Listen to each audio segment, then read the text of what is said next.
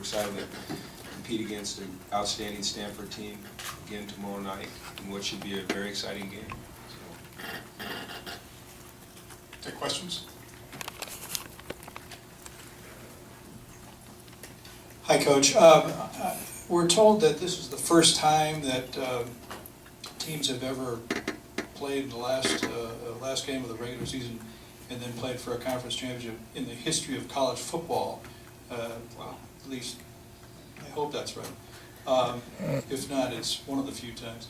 I'm curious whether you think you had a tougher job this week or Coach Shaw in terms of, in your case, trying to game plan against a team that just beat you convincingly, or Coach Shaw in counseling his team against complacency. Which of you had the tougher job this week, do you think? I think it kind of cancels each other out, quite frankly. I think our jobs are very similar, and that's to get our teams refocused on the game that's to be played tomorrow night. You know, that's the job of the coach, is to get on to the next game, learn from the previous game, apply the lessons, and move forward. So I wouldn't say that it was that there was much difference. You know, I found that wins and losses a lot of times are the same. It's about getting refocused and pointing in the right direction as quickly as you can. Coach, kind of picking up on that, all week you talked about having that short memory. All year you've talked about the 24-hour rule. Did you see or hear in your players, can you use the heart of you lost already to them and use that in any way, or did you ever see any elements of that throughout the week? What we did is we had to shorten the 24-hour rule because we were a day short. So you know, we decided in the locker room after the game when the clock struck midnight that we were emotionally going to get over the loss. We still had obviously to go back in on Sunday and evaluate what went right and what went wrong from a structural standpoint, but emotionally we needed to let go of it and move on. So that's what we tried to do. In that respect, we've treated this week exactly like we've treated every other week this season in terms of our physical approach, our mental approach, and our emotional approach.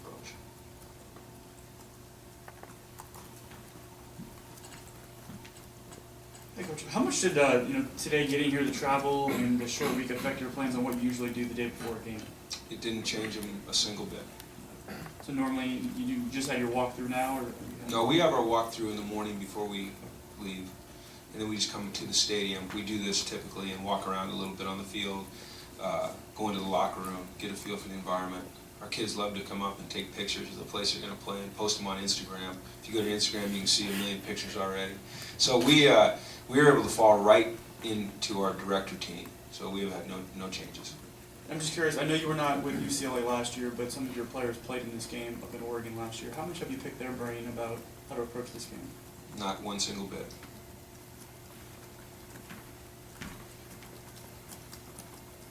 Which, as much as it was the same, what's very different is for the first time, well, not the first time, it was the same last year, but you're one win away from playing in the Rose Bowl since UCLA's been there since 1999. Did you hear from boosters? Did that come up throughout the campus outside of your program? Interestingly enough, no. You know, you become very isolated during the football season. You know, we get in there pretty early and we leave pretty late, and you know, other than the customary good luck, you know, people saying good luck to you on campus, no, not really. What I think is important for our football team is that we don't focus on what the results of this game bring. And in the case of a win, it means the Rose Bowl. I think what's important is that you focus on this game. And you know, I was fortunate to play in a couple of Rose Bowls, and the Rose Bowls were great experiences, but it was the game that put us in the Rose Bowl that always sticks with you. And so that's the only message that I conveyed to our team regarding the Rose Bowl, is let's keep the focus on this game right here. And the emotions you'll feel if we are lucky enough to get a win will be overwhelming.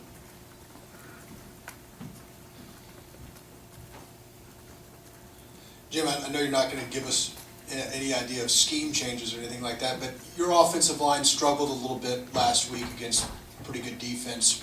What was the kind of the emotional pep talk for them in terms of bucking them up and challenging them to do things differently this time? You know, they've been a pretty resilient group all year, and you know, I think when you give up 7 sacks, that everyone wants to point right to the offensive line, but I think that sacks are a function of all 11. and I've said this week, certainly your 5 offensive linemen have to do their job and protect, but receivers have to get open quickly. Your quarterback has to be decisive in his decision-making. Your backs that are responsible for protection have to block. So, we didn't lay it all on the offensive line. But all that being said, it's a mature group. It's a young group. We start 3 freshmen. But, a senior like Jeff Baca, who's a real leader of that group, is able to rally those guys back pretty quickly.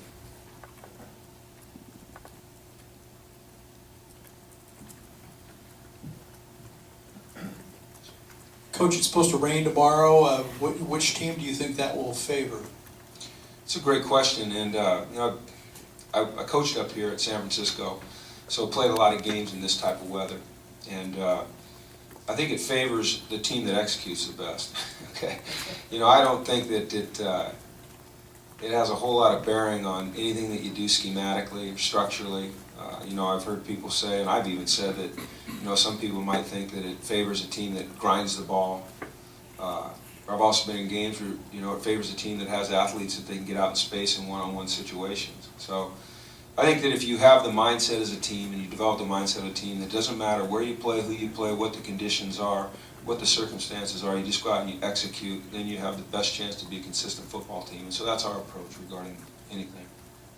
You lost your kick return man, a couple of weeks ago? Or Yeah, 2 weeks ago. 2 weeks ago. And I was wondering if, what about the rest of the regular players, anybody else who is not going to play or is doubtful for this game?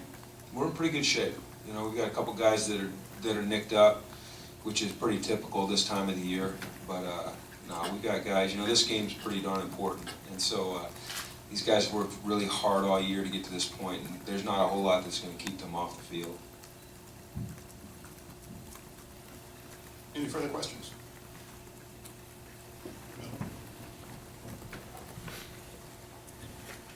Jim, any more of a resolution as far as kick return team, or is that kind of still up in the air at this point? In terms of our returner, Yeah, as returner, sorry. it's not up in the air. We know who it's going to be. Hopefully, there's not a whole lot of kick returns to be had, but that's kind of the objective. But you'll see Devin Fuller back there. You'll see Rosie Davis back there. You'll see Shaq back there. You see Randall Goforth back there. You see Kenny Walker back there. You can see any of those guys. That's a pretty vague answer for you right there, isn't it? You won't see me back there. All right, anything else? All right, that'll do it. All right, thanks everybody. Have a good night. Drive carefully in this stuff.